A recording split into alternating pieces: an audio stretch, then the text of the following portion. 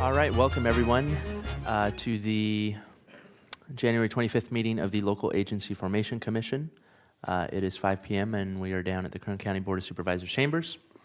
We'll go ahead and get started with a roll call. Madam Secretary, please. Commissioner Fowler? Present. Commissioner McKibben? Present. Commissioner Sanders? Commissioner Scribner? Here. Commissioner Rivera? Here. Commissioner Mello? Here. Commissioner McGuire? Here. Commissioner Tausch? Here. Commissioner Gurula? Present. Thank you. Next up is our Pledge of Allegiance. If you could join us in standing, please. Supervisor Scribner will lead us in our pledge. We stand, salute, pledge. I pledge allegiance to the flag of the United States of America and to the republic for which it stands, one nation, under God, indivisible, with liberty and justice for all.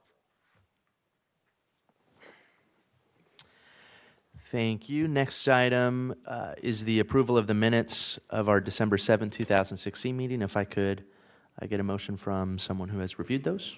I'll make that motion. Perfect. Please cast your votes.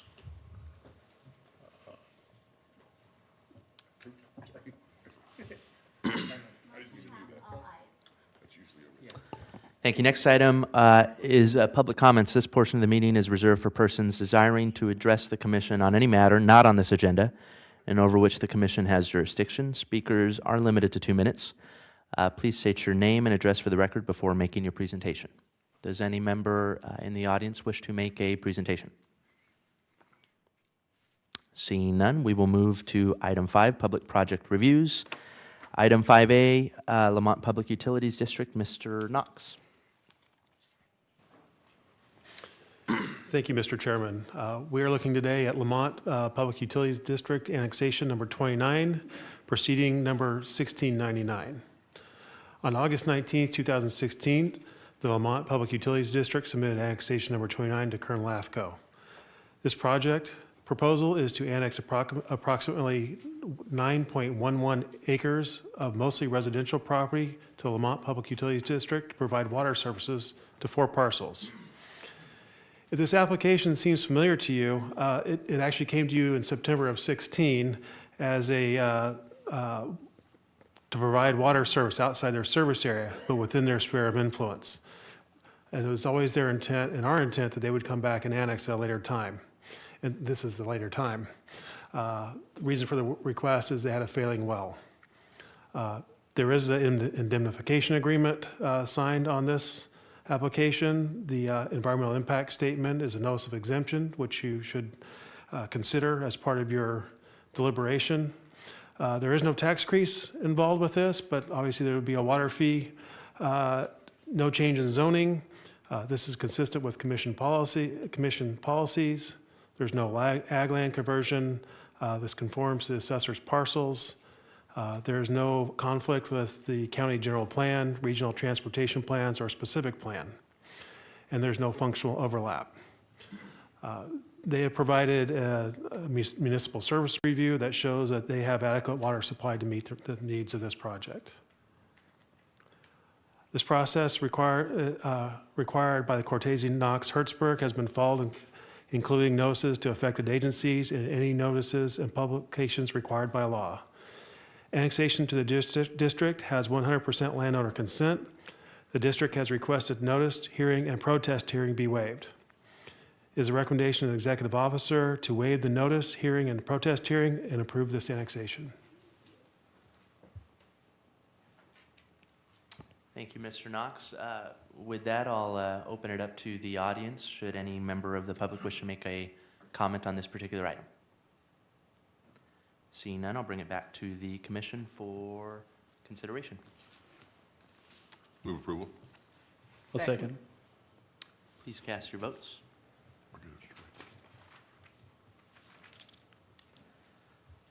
Motion passed, all ayes. Thank you. Next item is item 6, commission items. Does any member of the commission wish to make a comment at this time?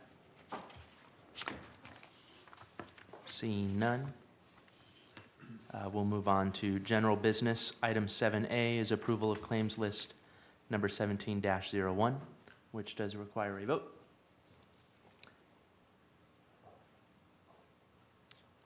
Move Motion. Second. Please cast your votes.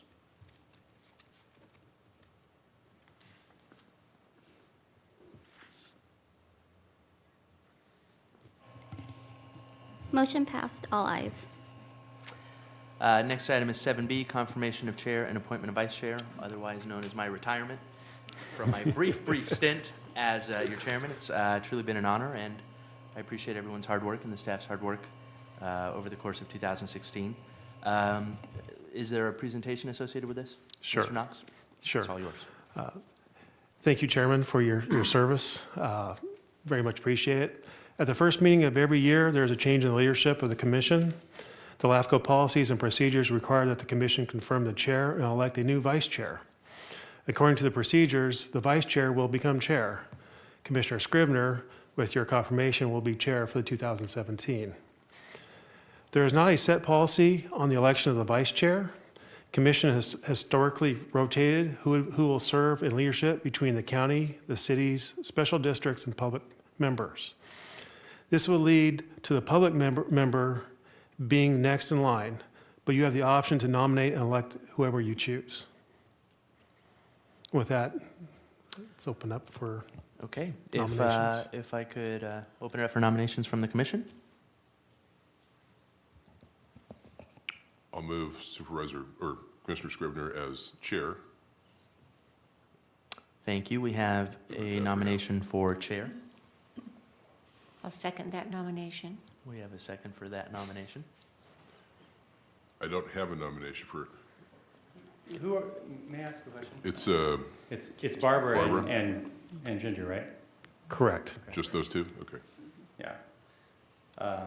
Do we take these separately, or can, We can do it as one motion. would Are you? you willing, Barbara? Oh, are you I'm willing? willing to nominate Ginger. Which I will do if you'll piggyback that on your If you would like to motion. make that part of my motion, I will accept that. Yes, and I'll second that. Okay, thank you. Okay. Are there any other nominations? So we have a nomination for chair, appointing Commissioner Scrivener, and a nomination for vice chair, appointing Barbara. No, No. Ginger. Was it you? Commissioner Mello. Commissioner Mello as vice chair. Congratulations. Yeah, it's been a long year. With that, I think we'll go ahead and put that up for a vote. Madam Secretary.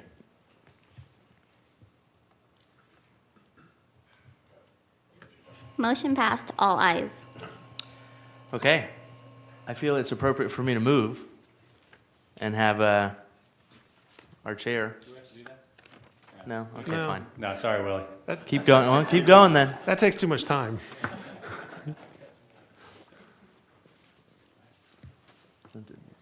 Next item. Next item is 7C.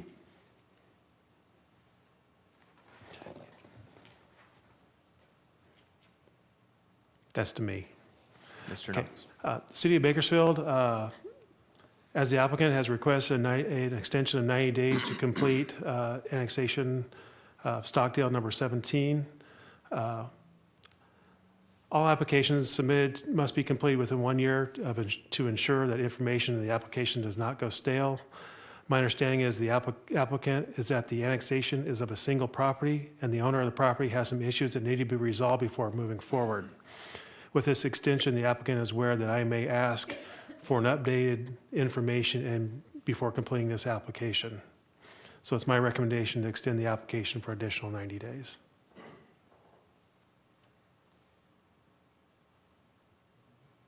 Motion to approve. Second. Gonna vote. Motion passed, all ayes.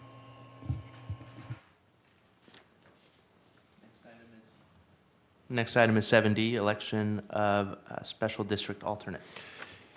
Yeah, with the election of Karen Sanders to special district regular seat, the alternate seat became a vacant. Your LAFCo put out a notice to all special districts requesting nominations for the alternate spot. The deadline for submission for the nominations was January 4th. We received one nomination from Don Corciato from Indian Wells Valley Water District. Since there was one nomination, there is not a need for an election, and Mr. Corciato will be the alternate going forward for the rest of that term. That's just an information item. There's no vote required on your behalf. Okay, thank you. The next item and last item is a change in sick and vacation time calculation in the LAFCo handbook. Mr. Knox. Yes. The LAFCO handbook sets out a policy for employee accrual of sick and vacation time for both full and part-time employees. Depending on years of service, there are charts that determine how much vacation and sick time is accrued per pay period.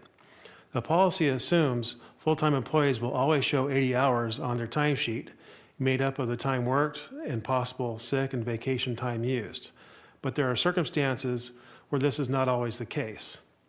It is possible to not be able to show 80 hours on a timesheet and therefore receive more sick and vacation than should be earned. The example I can give you of that is actually of myself. When I first joined LAFCo, my first 2 days were during a time period. I only worked 2 days in the time period, but because I'm considered full-time, I was given full sick and vacation time as if I was there for the full 2 weeks. There's other situations where that could happen as well. This is to correct that. To do that, I've proposed adding an additional paragraph to both the sick and vacation portions of the employee handbook that prorates the vacation and sick time to be accurate with the actual number of hours accrued in the timesheet. In addition, there will be new charts that provide a formula for determining how much sick and vacation time is accrued in these circumstances. I basically took what they would have made in sick and vacation and divided by 80 to get the percentage of the prorate chart. It is my recommendation that the commission accept these changes and they be implemented immediately into the employee handbook. Okay, thank you. Are there comments from the commission? I'll move approval. Second. Thank you. Please cast your votes. Motion approved, all ayes. Okay, that is the end of our agenda. So with that, I will entertain. Chairman? Oh, A couple quick items. oh, okay. I believe we put a Form 700 on your desks. For most of you, those need to be filled out for reporting purposes. We've also put additional information on direct deposit of your stipend for these meetings and travel, if in case you have those. Also want to let you know that in February, I do not have any proposals coming that I know of that will be ready in time for the February meeting. So we probably will not have one. But what I would like to do is replace that meeting with a personnel committee meeting to go over the analyst position. I would like to get that filled before the end of the budget year. And I've got some changes to the job description and that I want to bring forward to the policy committee. So I just want to make those announcements before we adjourn. Got it. Thank you, Mr. Knox. Yes, sir. Can you remind us who's on the personnel committee? I've forgotten the makeup of that. Yes, it's Commissioner Mello, Commissioner Scribner, Commissioner Fowler, and I believe Commissioner Sanders. Thank you. Is that right? All right. Okay, seeing no other items, we stand adjourned. Thank you. Have a good night.